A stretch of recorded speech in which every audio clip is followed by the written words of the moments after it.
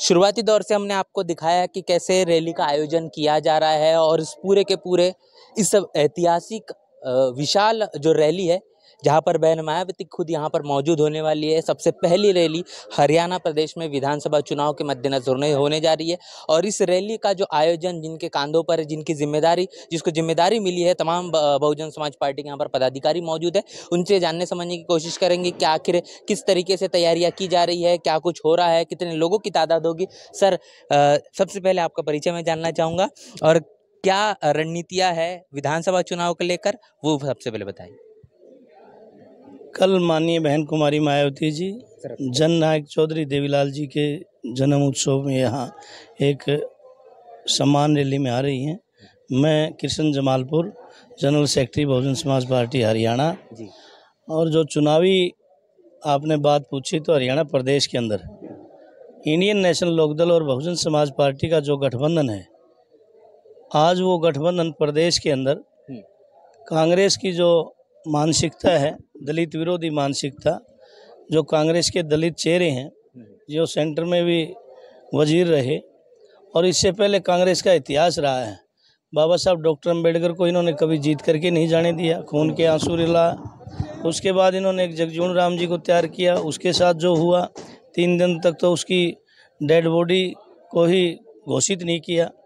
और अभी प्रदेश में पीछे इनका एक अध्यक्ष था अशोक तंवर, हुड्डा की गुलाबी गैंग ने उसकी गर्दन को इतना फ्रैक्चर किया कि 6 महीने उसकी गर्दन सीधी नहीं हुई। अब इनकी शैलजा, आदरणीय शैलजा जी, जो केंद्र की मंत्री भी रही, 6 बार सांसद है, उसके बारे में इस हुड्डा की गैंग ने जो स्टेटमेंट दी हैं वो जग जाहिर है। तो प्रदेश के अंदर जो इनके केंद्रीय नेतृत्व ने पार्लियामेंट चुनाव में, खास करके देश के अंदर ही संविधान का शगुफा दे करके, संविधान दिखा करके जिन्होंने वोट लेने का काम किया, आज उन लोगों का चेहरा बेनकाब हो चुका है। और मैं ये कहता हूँ कि इनका राष्ट्रीय नेता आदरणीय राहुल गांधी जी इंडिया के अंदर तो आरक्षण की 50% से ऊपर की डिमांड करता है और विदेश में जाके उसको ख़त्म करने की बात करता है।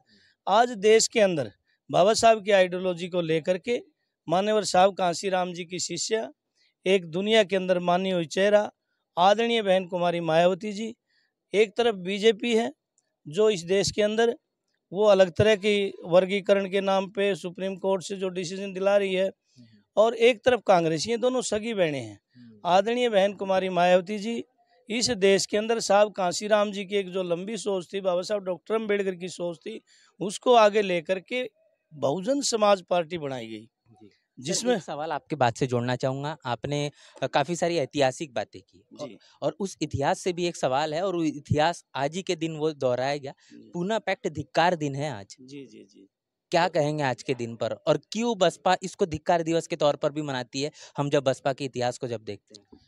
देखिए, डॉक्टर BR अम्बेडकर महामानव, इस देश के अंदर उन्होंने अंग्रेजों के रहते अपने समाज की जो दुर्दशा वो साइमन कमीशन के माध्यम से उनको चेक कराया। और जब डॉक्टर अंबेडकर एक विद्वान व्यक्ति थे, अंग्रेज भी पढ़े लिखे लोग थे, उन्होंने बाबा साहब के हर तर्क को सही पाया, तो 30, 31, 32 के गोलमेज कॉन्फ्रेंस में ये सब चीज़ें तय हो गई थी। और बाबा साहब डॉक्टर अंबेडकर ने 2 वोट का अधिकार लिया, और उस 2 वोट का अधिकार अंग्रेजों ने देने का काम किया, तो गांधी और कांग्रेस को बड़ी तकलीफ हुई। और बाबा साहब डॉक्टर अंबेडकर ने, इन्होंने देश के अंदर अमरण अनशन कराए और धमकियां दिलाई। यहाँ जहाँ बाबा साहब का रहने का एरिया था, उसके एरिया में तो काफ़ी आगे लगवाई गई, समाज को जलाने का काम किया। बाबा साहब डॉक्टर अंबेडकर को जब ये प्रेशराइज कर रहे थे, वो किसी दबाव में नहीं आए। उन्होंने कहा कि मैं अपने समाज के हक हुकूक के लिए ये अधिकार इनकी रहनुमाई पे नहीं, ये मैं अंग्रेज जो विद्वान लोग हैं उन्होंने ये अधिकार दिया है, 2 वोट का अधिकार।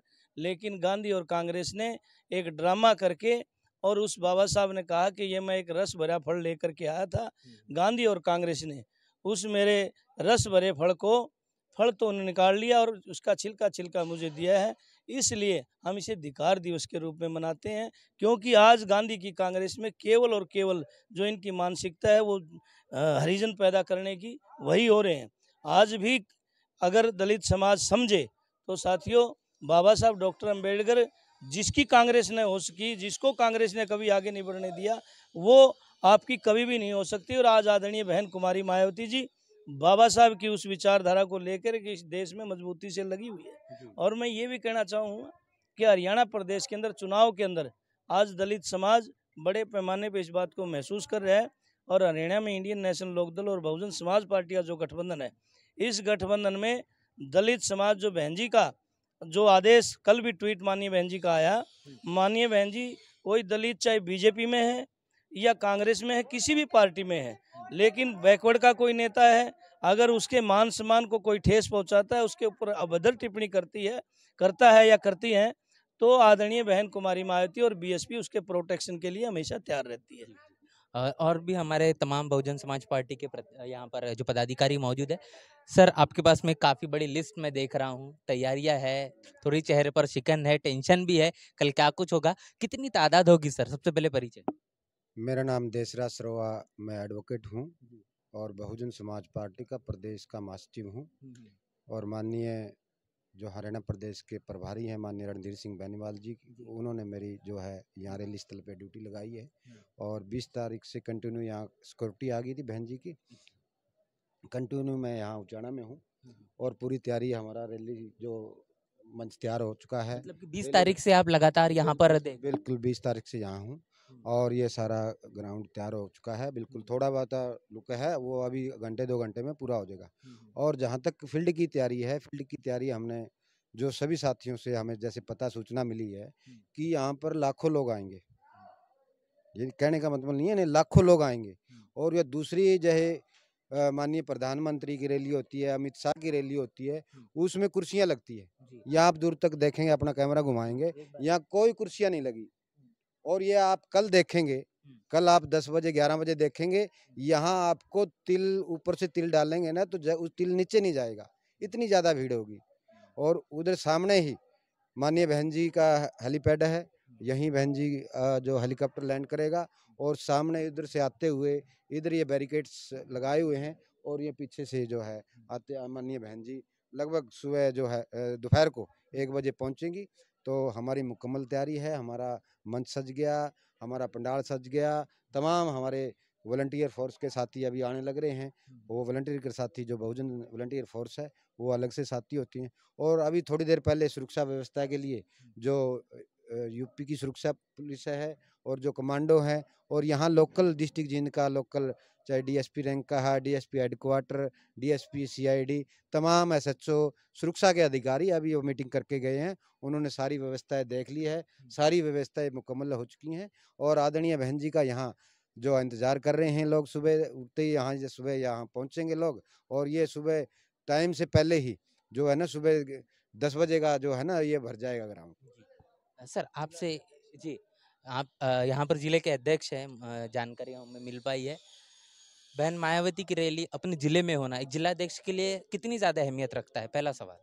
सबसे पहले तो आप सभी पत्रकार साथियों का मैं हमारे इस डिस्ट्रिक्ट जींद में और ख़ासकर उचाना विधानसभा में पहुंचने पर आपका तहे दिल से धन्यवाद, हार्दिक शुभकामनाएं देता हूं मैं आपको। ऐसा है, देखो, इस विधानसभा में काफ़ी सालों के बाद बहन जी की रैली हुई है और हमारा इसके पहले कांशीराम साहब यहाँ पर कभी पहुंचे नहीं, वो हैं? तो बहुत साल पहले की बात है। जींद में तो ही है, परंतु उचाना विधानसभा में नहीं हुई। उचाना विधानसभा में तो पहली है ये रैली है बहन जी की।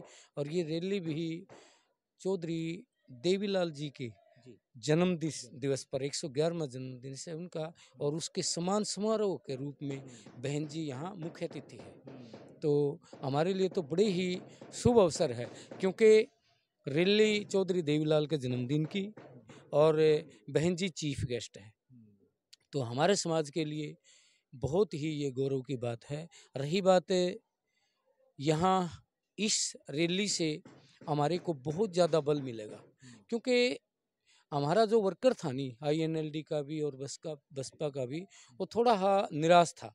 और बहन जी के आने से, बहन जी के आने की जब खुशी हुई है नहीं, क्योंकि हम फील्ड में भी गए हाँ और लगातार 3-4 दिन से यहाँ भी हाँ, और उनका जितने भी हमारे हल्काध्यक्ष हैं और साथी हैं उनका बैक फीड लेते हैं, तो उन लोगों में बड़ा ज़बरदस्त उत्साह है। ये ग्राउंड तो मैं ये कहता हूँ कि छोटा पड़ेगा, इतनी भीड़ होगी। और मेरा अंदाज़ा तो ये है कि हम डिस्ट्रिक्ट जींद की मेरे ख्याल में आधी से ज़्यादा सीट जीते भी गए, और आधी से ज़्यादा सीट जीत के जींद की भी, और हरियाणा में तो हमारा फुल बहुमत ही आएगा, और भाई अभय सिंह चौटाला को हम मुख्यमंत्री बनाएंगे। तो और जी सर। देखिए, जो सब आज अभी तक किसी भी बड़े नेता की डिस्ट्रिक्ट जींद में रैली नहीं हुई है, और आदरणीय बहन जी कल रैली कर रही हैं। तो जींद की हवा जो है ना, यहाँ के सराउंडिंग जो है 15-20 सीटें होती हैं जो विधानसभा की, यहाँ से प्रभावित होती है। और कल बहन जी का हेलीकॉप्टर लैंड करेगा और यहाँ लाखों लोगों को जो बहन जी संदेश देगी, तो यहाँ से जो है, जो ये कह रहे हैं कि इनकी ये इतनी सीट आएंगी, कांग्रेस की हवा है, बीजेपी की हवा, उनकी हवा सारी दबस्त फैल हो चुकी हैं। और इस गठबंधन की तरफ जो है ना, हम किंग मेकर नहीं, हम किंग बनने जा रहे हैं। तो गठबंधन की सरकार बनेगी। आप लोग के जो देखने वाले दर्शक हैं, उनको मेरी बहुत बहुत शुभकामनाएं। आप पहुंचे, आपका बहुत बहुत वेलकम है। जय भीम, जय भारत। चलिए, तो और मैं यहाँ पर करीब से आपको तमाम तैयारियां दिखाऊंगा। यहाँ पर पदाधिकारी अपने कामों में व्यस्त है, उनसे थोड़ा हम समय लेकर उनसे बातचीत हमने